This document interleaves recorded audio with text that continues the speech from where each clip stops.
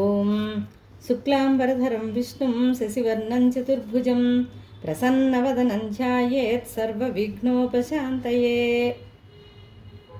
గురవే సర్వలోకానాం భిషజే భవరోగిణాం నిధయే సర్వవిద్యానాం శ్రీదక్షిణామూర్తయే నమః. వాగర్ధావివ సంప్రక్తౌ వాగర్ధప్రతిపత్తయే జగతః పితరౌ వందే పార్వతీ పరమేశ్వరౌ. శ్రీరాఘవం దశరథాత్మజమప్రమేయం సీతాపతిం రఘుకులాన్వయరత్నదీపం ఆజానుబాహుమరవిందదళాయతాక్షం రామం నిశాచర వినాశకరం నమామి. శ్రీవాగ్దేవీం మహాకాళీం మహాలక్ష్మీం సరస్వతీం త్రిశక్తిరూపిణీం వాం దుర్గాం చండీం నమామ్యహం. ఆదిత్యాయ చ సోమాయ మంగళాయ బుధాయ చ గురుశుక్రశనిభ్యశ్చ రాహవే కేతవే నమః. ఆపదామపహర్తారం దాతారం సర్వసంపదాం లోకాభిరామం శ్రీరామం భూయో భూయో నమామ్యహం. ఓం శ్రీమాత్రే నమః. ఓం శ్రీమాత్రే నమః.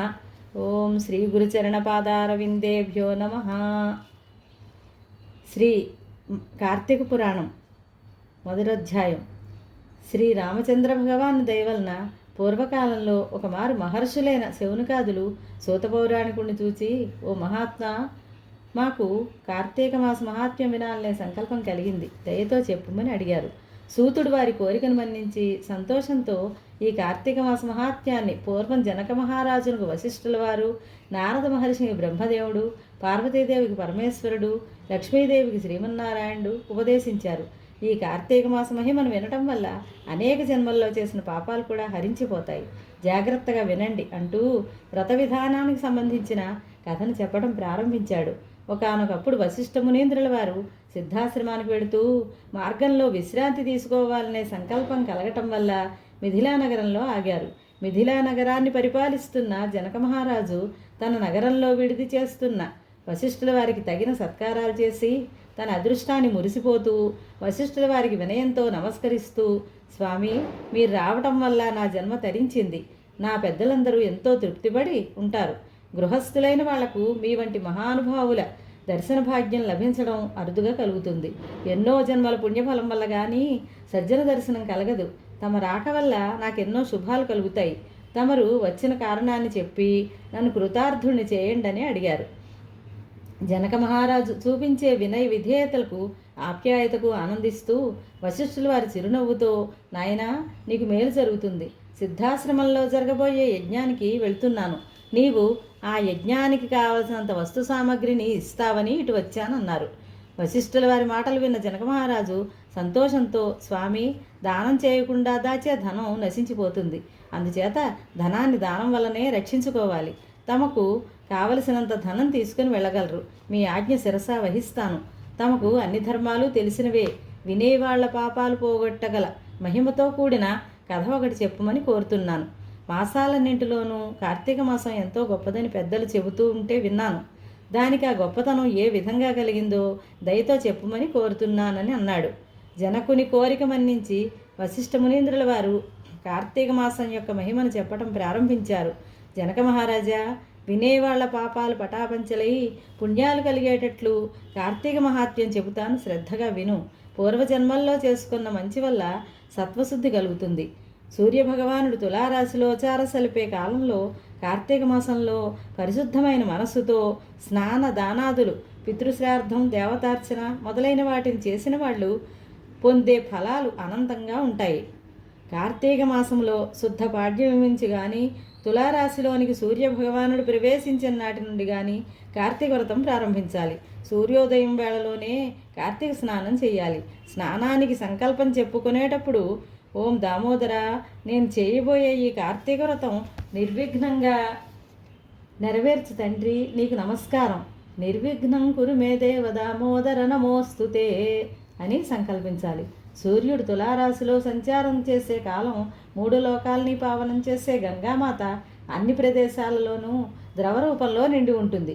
ఇటువంటి తులామాసంలో నీటితో కూడిన గోపాదమంతటి చోటును కూడా శ్రీమన్నారాయణుడు ఉంటాడు. గుంటలు, చెరువులు, బావులు భేదం లేదు. ఇటువంటి పవిత్రమైన కార్తీక మాసంలో హరినామస్మరణ చేస్తూ కాళ్ళు చేతులు కడుక్కొని ఆచమనం చేసి పరిశుద్ధతను పొందాలి. ఇంద్రియాలను అదుపులో ఉంచుకోవాలి. కాలభైరవుల ఆజ్ఞ తీసుకొని మలబంటి నీటిలోనికి దిగి స్నానం చేయాలి. స్నానం చేసి స్నానంగదేవర్షికి పితృదేవతలకు భక్తితో తర్పణాలు విడవాలి. అఘమర్షణ సూక్తాన్ని జపించి ఆ నీటిని బటన వ్రేలితో గట్టుకు చేరుకొని అర్ఘ్యాలు ఇవ్వాలి. గట్టు ఎక్కే ముందు 3 దోసెల నీరు గట్టు మీద పోయాలి. తర్వాత కట్టుబట్టలను పిడిచి 3 మార్లు ఆచమనం చేసి పొడి బట్టలతో తల తుడుచుకోవాలి. తలను తడిబట్టలతో తుడుచుకోవడం దోషం అవుతుంది. తల తుడుచుకున్న తర్వాత మడిబట్టలు కట్టుకొని నామస్మరణ చేస్తూ బొట్టు పెట్టుకొని భగవంతుణ్ణి షోడశోపచారాలతో పూజించాలి. అర్హత ఉన్నవాళ్ళు ఈ పూజకు ముందు సంధ్యావందనం, అర్ఘ్యప్రదానం, అగ్నిహోత్రం, బ్రహ్మయజ్ఞం, వైశ్యదైవాల్ని ఆచరించిన తర్వాత పూజకు పూలు కోసుకుని తెచ్చుకోవాలి. అర్హత లేని వాళ్ళు మడిబట్టలు కట్టుకొని బొట్టు పెట్టుకున్న తర్వాత పూలు కోసి తెచ్చుకోవాలి. పూజానంతరం భక్తితో పురాణాన్ని చదువుకోవటం కానీ, చదువుతూ ఉంటే వినటం కానీ చేయాలి. ఇంటికి వచ్చిన తర్వాత దేవతార్చన, అతిథి పూజలు చేసి బంధుమిత్రులతో కలిసి భోజనం చేసి తర్వాత 2 మార్లు ఆచమనం చేయాలి. మధ్యాహ్నం దాటిన తర్వాత పురాణ శ్రవణం చేసి సాయంకాలం సంధ్యావందనాది కార్యక్రమాలు నెరవేర్చుకున్న తర్వాత ప్రదోష సమయంలో విష్ణు ఆలయానికి కానీ శివాలయానికి కానీ వెళ్ళి దీపారాధన చేసి భక్ష్యభోజ్యాదులతో స్వామిని పూజించి నిర్మలమైన మనస్సుతో తనకు వచ్చిన స్తోత్రాలు పఠిస్తూ మౌనంగా భగవద్ధ్యానంలో మునిగి ఉండాలి. ఈ విధంగా కార్తీక మాసం నెల దినాలు చేస్తే వ్రతం పూర్తి అవుతుంది. ఈ వ్రతం చేయటం వల్ల జనన మరణరహితమైన మోక్షం లభిస్తుంది. ఈ జన్మలో చేసిన పాపాలు, పూర్వజన్మలో చేసిన పాపాలు కార్తీక వ్రతానుష్ఠానం వల్ల నశిస్తాయి. బ్రాహ్మణ, క్షత్రియ, వైశ్య, శూద్రులు కానీ, స్త్రీలు కానీ, పురుషులు కానీ కార్తీక వ్రతం చేయటం వల్ల విష్ణు భక్తులు విష్ణులోకాలని, శివభక్తులు శివ సాయుధ్యాన్ని పొందుతారు.